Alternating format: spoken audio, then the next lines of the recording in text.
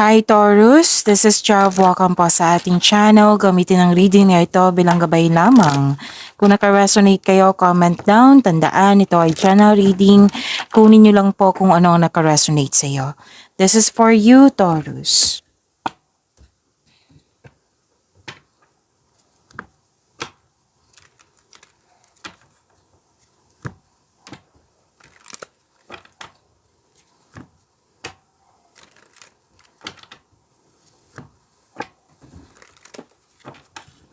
Para po ito sa iyo, Taurus.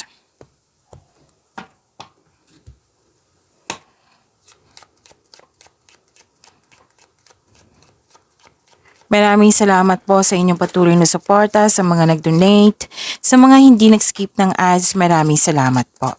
Sa mga hindi pa nag-subscribe, subscribe na po kayo at click bell notification para malaman nyo na may bago tayong video. Para sa mga gustong magpa-reading, comment po kayo ng personal reading. Again, comment kayo ng personal reading and check my reply sa comment section.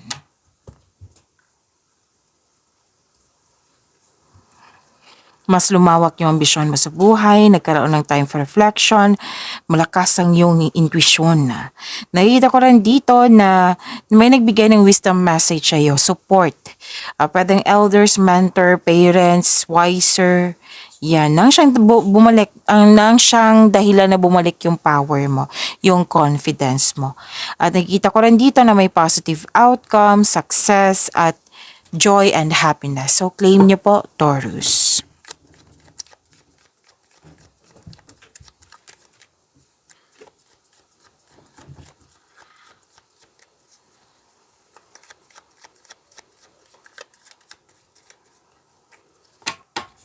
Energy po ni Taurus.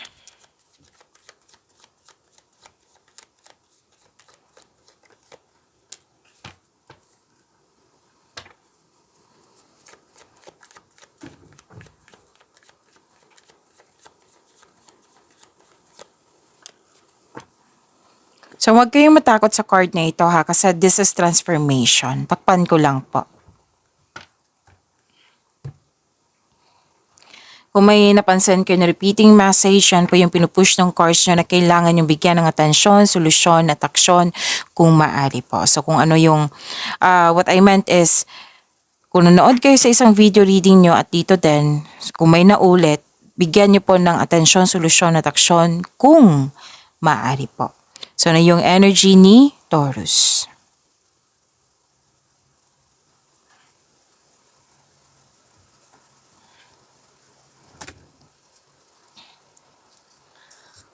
Power, authority, and protection. Nakikita ko dito na mapagmahal kayo sa buhay, marunong kayo sa buhay, marami na kayo ng pagdaanan na hirap sa buhay bago naging successful. This is authority, leadership, stability, and kalma kayo. At nakikita ko rin dito na pwedeng leader ka dyan or nagagawa mo yung mga bagay dyan na kayo lang mag-isa, na matatapos mo siya ng maganda, ng maayos, at may supportive ka na group of people dito. Malaki ang tiwala ng mga tao sa iyong strength and skills. You are making tremendous progress in your career or nag-level up ka sa iyong negosyo or sa iyong trabaho.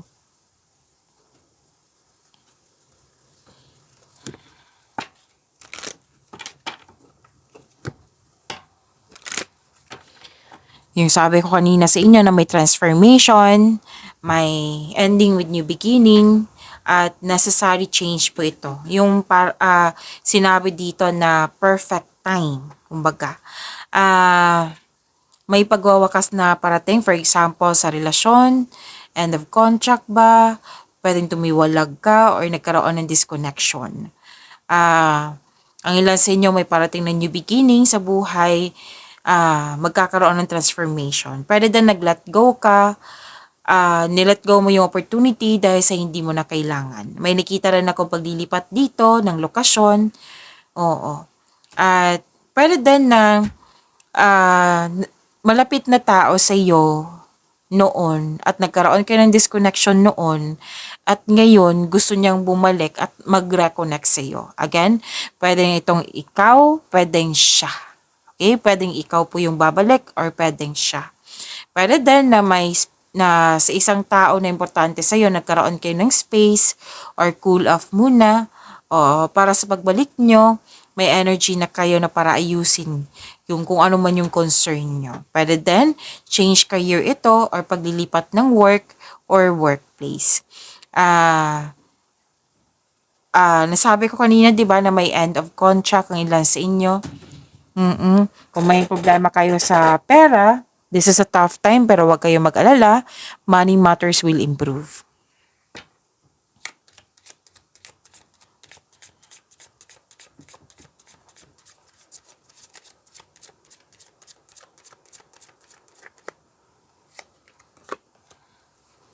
Bottle of the Blues, take steps toward positive change. Dalawang card na mismo nagsabi niyan ha, na itong pagbabago na ito is a positive change.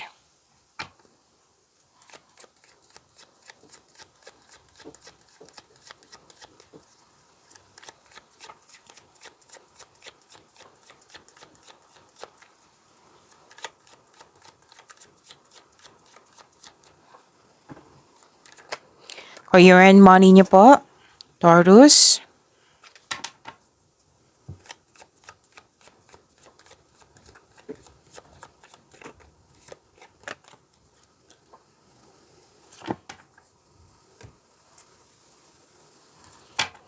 So this is new beginning po, bagong simula. Another card na nagsabi na new beginning. Oo. You should take a risk and try something new. Try to step out sa comfort zone mo kasi may potential po at magkakaroon ng financial growth. Take a leap of faith and trust the support of the universe. Please know that you're divinely guided. Huwag kang matakot. Instead, i-acknowledge mo mga lessons na na-encounter mo and this will lead you to new opportunities po. Magkakaroon po ng personal and spiritual evolution.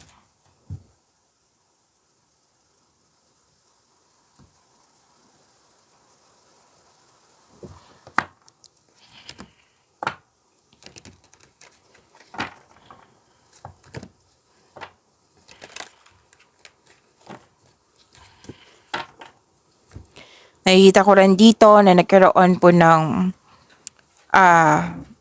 nagiginig ka sa iyong intuition at gumagawa ka ng wise choices at may grupo ng tao dito na very supportive sa iyo. At suporta sa inyong boss, mentor, or life coach, it will help move your career forward. And nakikita ko rin dito na you have abundant in life. Nakatanggap kayo ng malaking blessings at naging generous kayo.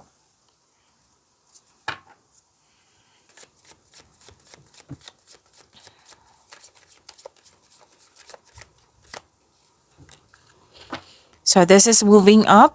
Career is on the rise. New offers and opportunities. Salary increase. Go to the next level.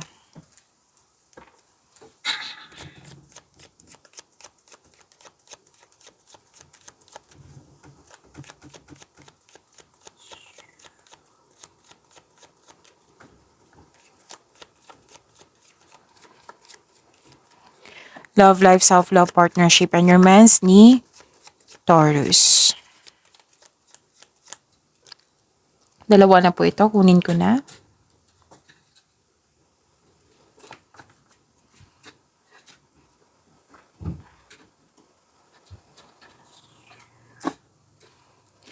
Sa love life, self-love, partnership, and romance, may ganap na conflict. So this card tells you to speak up for your needs and be willing to hear your partner's side also. Pwede din matalik mong kaibigan to, yung palagi mong kasama. So kailangan yung mag-usap ng mahinahon. May kinakaharap kayong challenges pero ma-overcome niyo po ito. Okay? Sa mga single, huwag kang matakot sa difficulties in love. Put a clear intention also.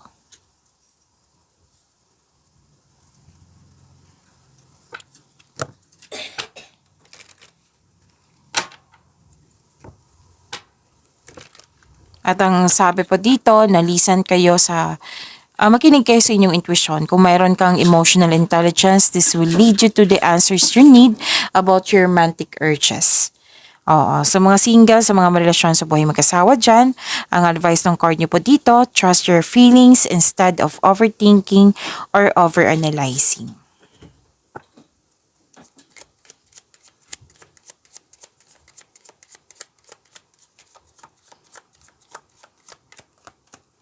deepening. A relationship will finally deepen in the next few months. You have been waiting for this. Pagyamanin niyo po yung blessings sa binigay sa inyo. Taurus, see you tomorrow. Maraming salamat po.